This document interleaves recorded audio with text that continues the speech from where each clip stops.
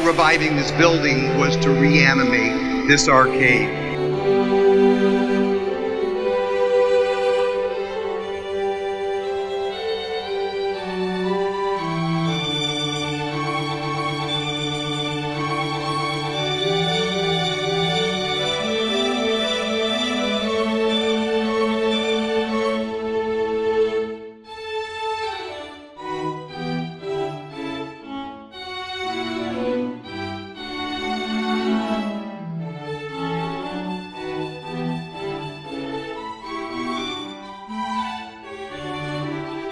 Sustainable unless it is inclusive and embraces the neighborhoods.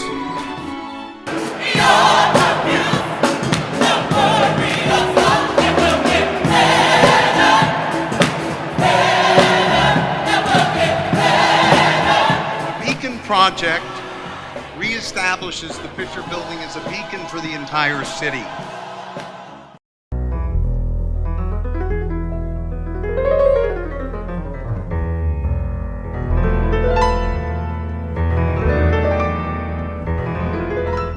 Well, 24 Grill is an approachable fine dining restaurant where we have a very large bar, we have a wonderful dining room, we have several different private dining areas, local beers on draft.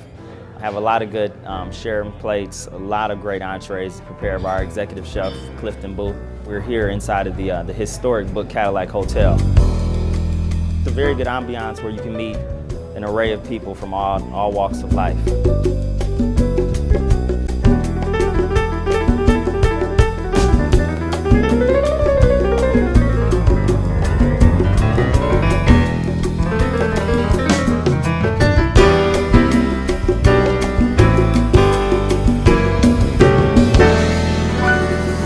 Why does it seem like we always have to choose between the practical and the emotional?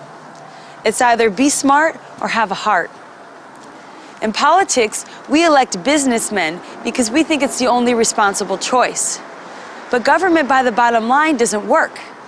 It leads to tax foreclosure, water shutoffs, substandard schools, and emergency management.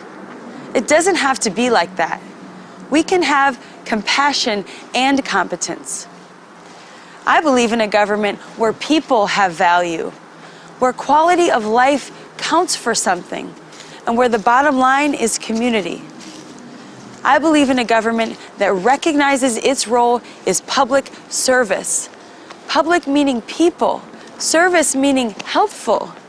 That's the kind of government I want to be a part of.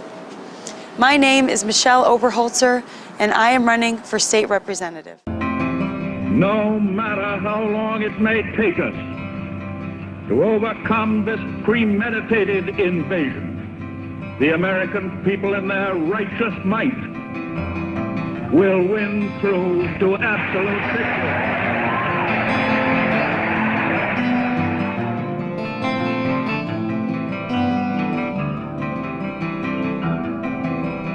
In the long history of the world, only a few generations have been granted the role of defending freedom in its hour of maximum danger. I do not shrink from this responsibility. I welcome it.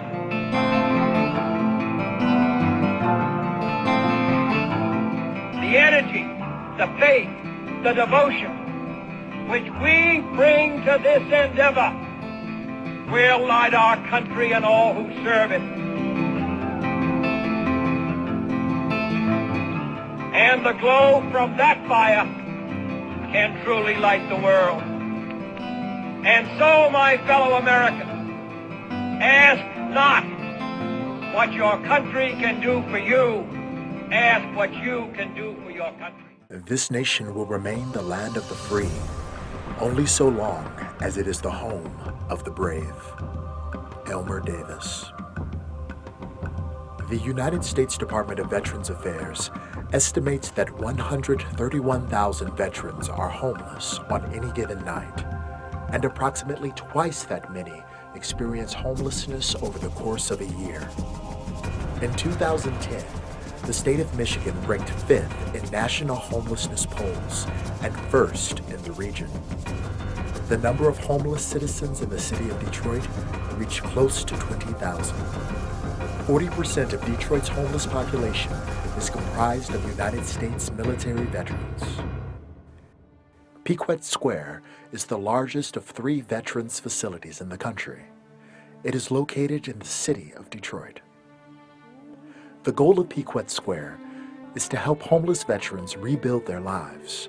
Support services at Pequot include case management, benefit assistance, job training, self-improvement workshops, healthy lifestyle programs, recreation, and social opportunities.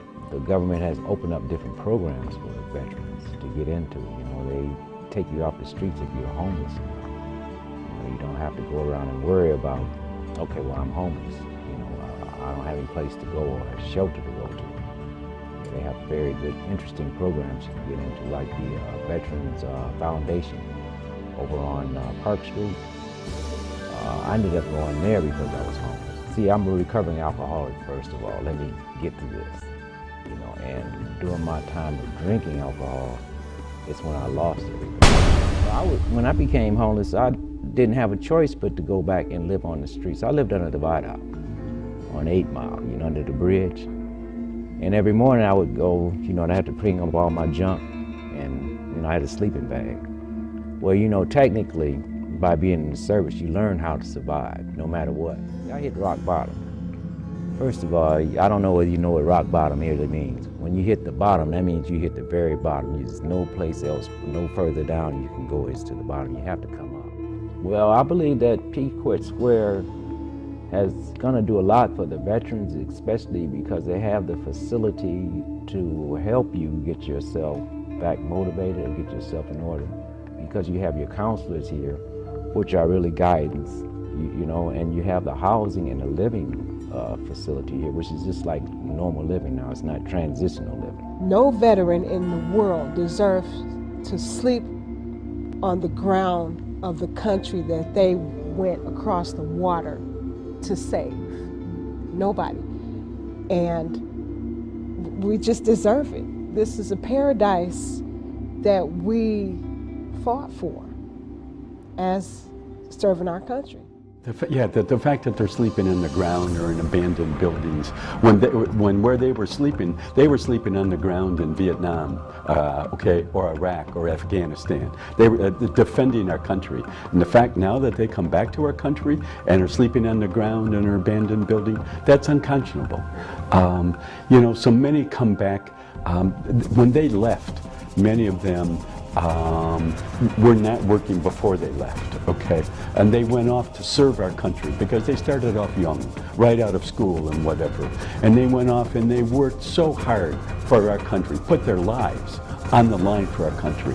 And now that they come back and that we're not embracing them, giving them every opportunity for a job, for housing, to get their life back together, I'm sorry, country, it's our obligation. We've got to step up, and this is an opportunity to do so.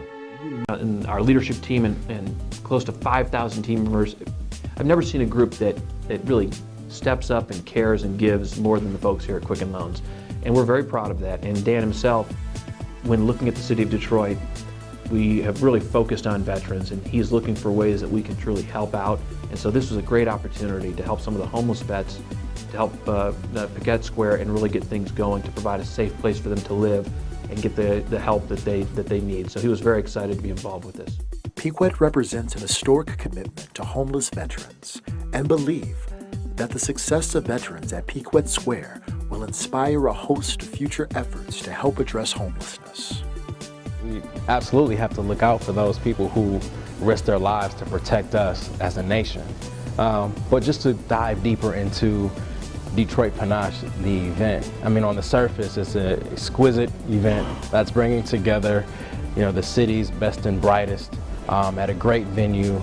But more than that, Detroit Panache is all about collaboration at its core. I mean, just look at how Thea and I have come together to try to put this thing on. But we really wanted to send a message out to the city and the region that we can have people in politics, in business, all throughout the city's core to come together for a great cause and pull together some great people. I do enjoy it. It's helped me a lot. I've been here almost a year, and I've been having employment. It's not bad. I mean, but like everybody else, you're just looking for work, and they help you for schooling. And they get you places like Southwest Solutions, other programs. There's different areas they can take you. They help you out a lot. Of course, I ended up homeless. When I did move back into the shelter here, I, of course, now could actually have 3 full meals, a warm place to sleep. When up and above that, you get the companionship of the fellow vets that actually help you morally and spiritually to make yourself better. So it's a brotherhood kind of thing that happens there. The Veterans Administration, Tammy Duckworth, who was out at our opening, said about 1 in 6 of every homeless person is a veteran. So there's a real belief that in Detroit, plus or minus, there's around 3,000 homeless veterans. I'm sorry, we can't stop until every one of them is housed, is in employment, is back in the education where they want to enter it. That's our obligation as a society.